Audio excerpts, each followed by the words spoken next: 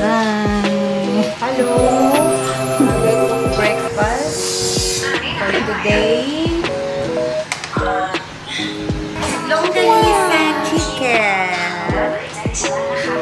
For breakfast. Upload ba ako sa YouTube na ko? Oh no! Well,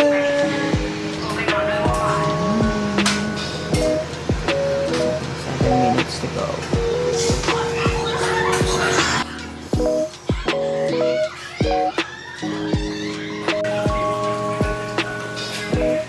Ay, hello, good morning. Good morning to you. Good morning to you. Good morning. Chit chit chit chit chit chit chit chit chit chit chit chit chit chit.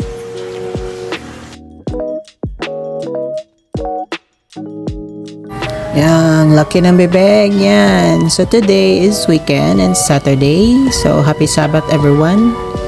And then nag-iisip ako ng gagawin today. So while thinking, yun, napapakit muna sa camera with everything, the pores, hello pimples, yes.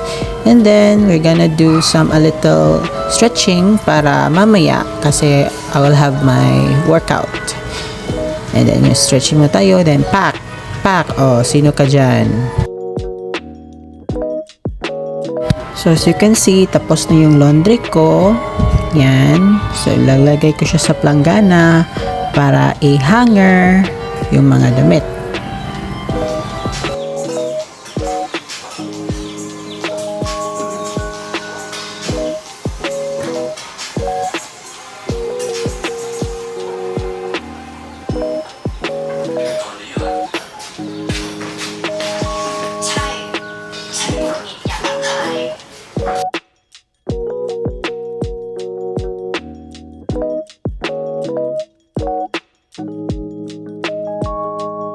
So, ito yung ginagawa ko every weekend. I do my laundry. Tapos, na yun. Nalagay na ako ng mga hanger para i-hang yung mga damit. Tsaka, yan. Sisimula na ako mag-hang ng mga damit ko.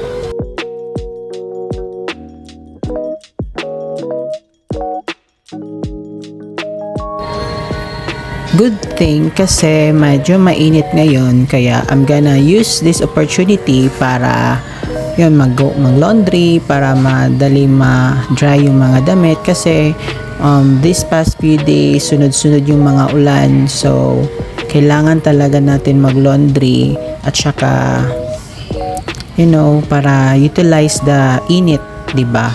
Sayang naman yung init so kailangan talaga nating mag-laundry.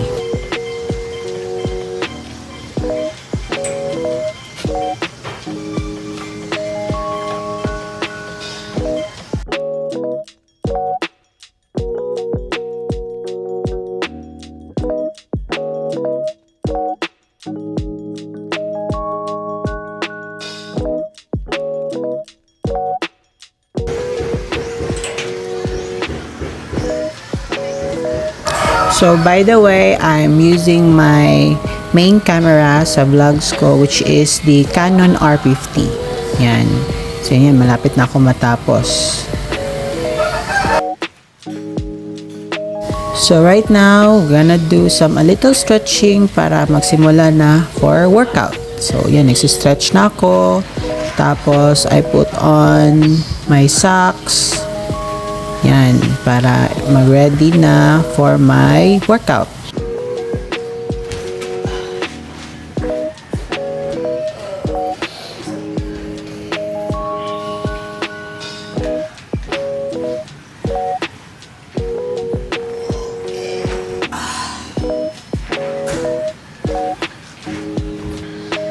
I always start my workout with planking. So ito yung unang ginagawa ko which is planking for about 2 minutes. So 2 minutes ako magpa-planking guys. So medyo kapoy. Yan, pero kaya naman 2 minutes kasi dati 1 minute lang yung kaya ko but eventually kaya ko na mag-planking for 2 minutes.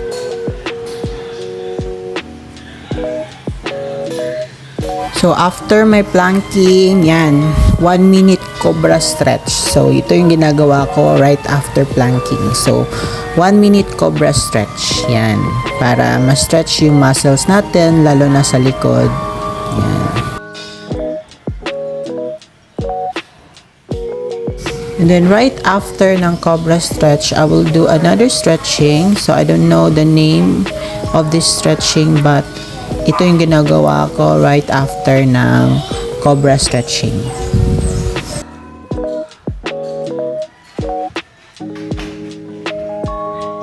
So, I'm now preparing for my workout. So, bale, today, I'm gonna do my tricep at saka shoulder workout. So, unahin ko muna yung shoulder. Tinawag natin tong shoulder bench press. I usually start my workout with the lightest weight. So, bale, ito yung 10 pounds na weight. So, 10 pounds per hand. So, ito yung lightest weight ko sa dumbbell collection ko.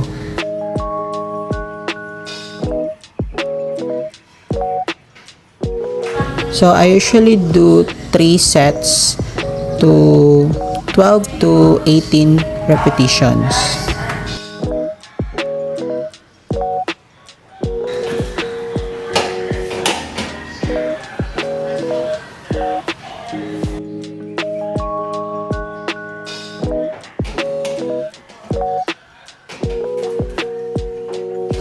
So, right now, I'm preparing, and then bale, ibang weights na naman to. So, it is 12 kilograms. So, 12 kilograms per hand.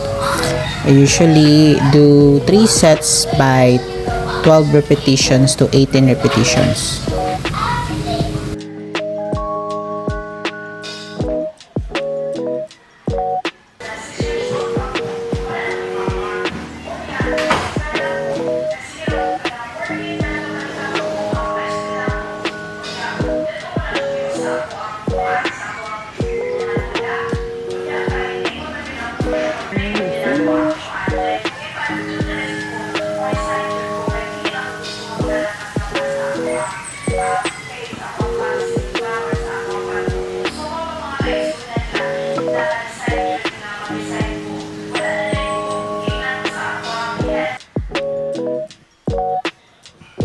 So, I usually do 2 minutes rest after a set. So, 2 minutes lang yung pahinga ko after a set, and then back again sa lifting.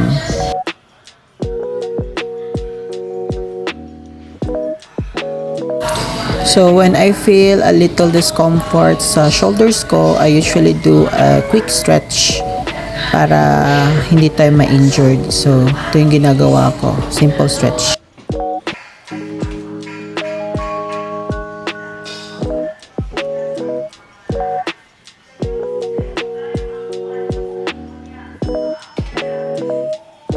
So, this is my another workout. So, after ng shoulder press, I do this workout for my triceps.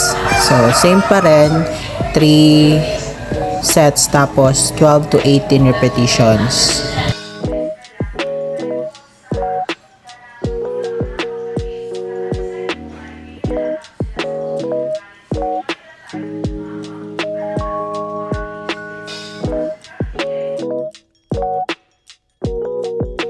So, by the way guys, when doing a repetition, make sure to have control when you have this, when you push up and down, you always need to have control.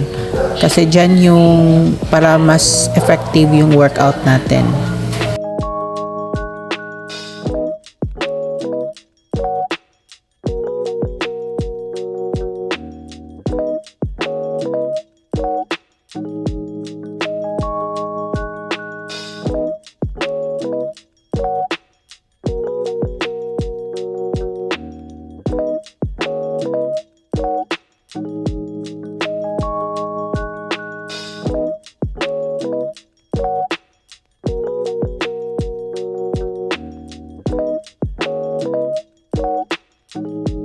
So this is my another workout. So this focus more on the front delts ng shoulder natin, tapos yung upper chest.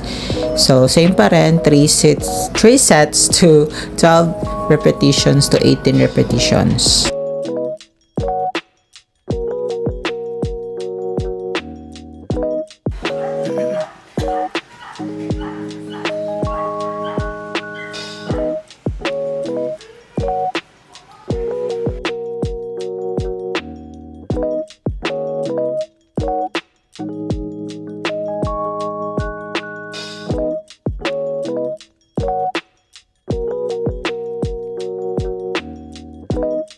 So right after ng mga workouts and everything, so let's do the cardio. I usually do my cardio around siguro 20 minutes to 30 minutes. So very light cardio lang yung gagawin.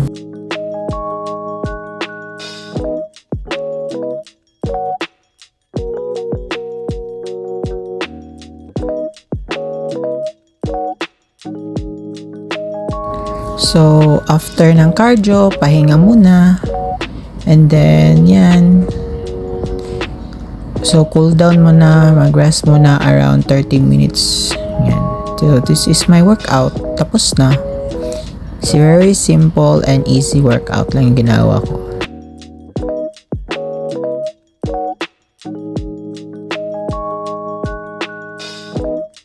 So, thank you so much guys for watching. Bye!